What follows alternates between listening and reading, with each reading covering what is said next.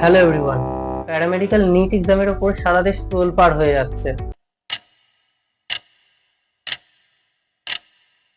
এই বছরে 23 lakh student exam দিয়েছিল, বাট কথাটা শুধু এই 23 লাখ স্টুডেন্টকে নিয়ে নাও, এই সকল স্টুডেন্টকে নিয়ে যারা একটা স্বপ্ন দেখেছিল, যে তারা এক্সপেক্ট করেছিল একটা ফেয়ার চান্স পাবে এবং একটা ভালো কলেজে অ্যাডমিশন নিতে পারবে।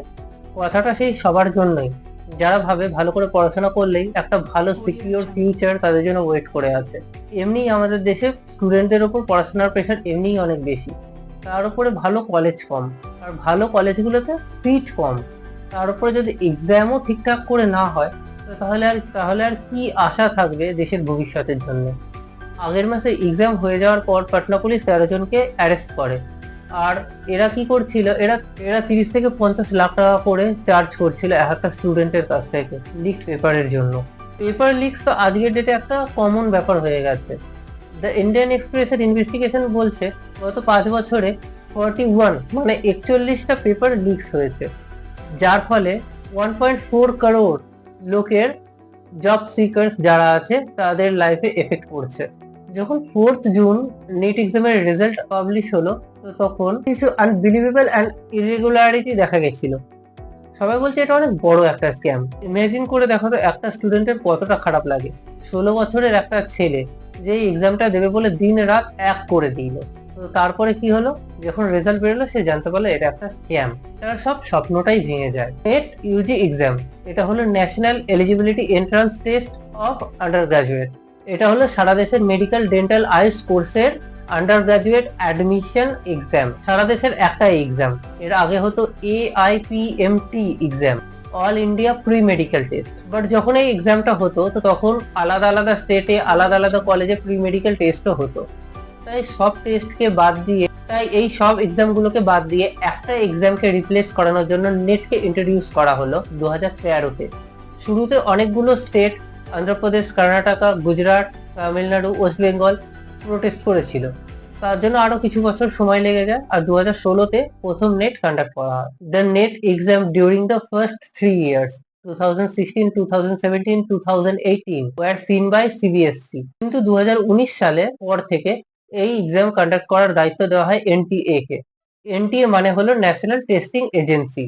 এটা একটা অটোনমাস এজেন্সি, যেটা 2017 সালে নভেম্বর মাসে স্ট্যাবলিশ করা হয় under the department of higher education of the ministry of education of India.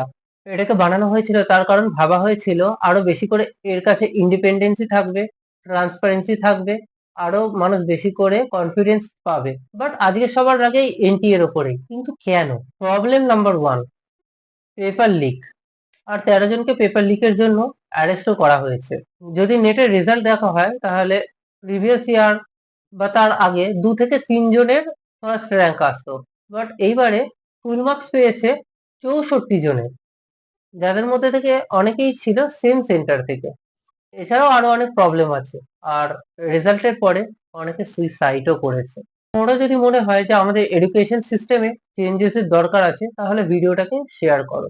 Problem গুলোকে আর একটু ডিটেলসে দেখা যাক। Paper leak. 5th মে 4750টা সেন্টারে নেটের এক্সাম হলো। নেট ইউজি এক্সামের জন্য 24 লাখ স্টুডেন্ট তাদের এক্সাম দেয় এই আশা নিয়ে যে তারা তাদের স্বপ্ন পূরণ করবে। বাট হলো কি? Paper leak. আর 13 জনকে পেপার লিকের জন্য অ্যারেস্টও করা হয়। ইন্ডিয়াতে পেপার লিক আজকে একটা কমন ব্যাপার হয়ে গেছে। আগের বারেই দেখো SSCর হিন্দি পেপারটা লিক হলো। আবার Telangana state public service commission assistant engineer recruitment exam leak, এই পেপারটাও লিক হয়েছিল, যার জন্য এক্সাম ক্যান্সেল করতে হয়। এই কথাগুলো হলো তো সেই কথাগুলো যেগুলো আমাদের আশেপাশে ঘটছে, আমরা দেখতে পাচ্ছি, যেগুলো ধরা পড়ছে। এমন আরো কত কিছু হচ্ছে বলতো যেগুলো ধরাই পড়ছে না। আজকের ডেটে এত সিকিউরিটি থাকার পরেও কোনো না কোনো কিছু হয়েই যাচ্ছে, কোনো না কোনো পেপার লিক হচ্ছে। ইন্ডিয়াতে এক্সামের প্রেশার যে কতটা, সেটা নতুন করে বলার কিছু নেই। আর এই এক্সামে পেপার লিক থেকে শুরু করে টাইম লস, গ্রেস মার্কস, এমনকি রেজাল্ট ডিক্লারেশনেও অনেক প্রবলেম ছিল। আর এইসব কিওয়ার্সের জন্য কিছু কিছু স্টুডেন্ট সুইসাইড পর্যন্ত করেছে।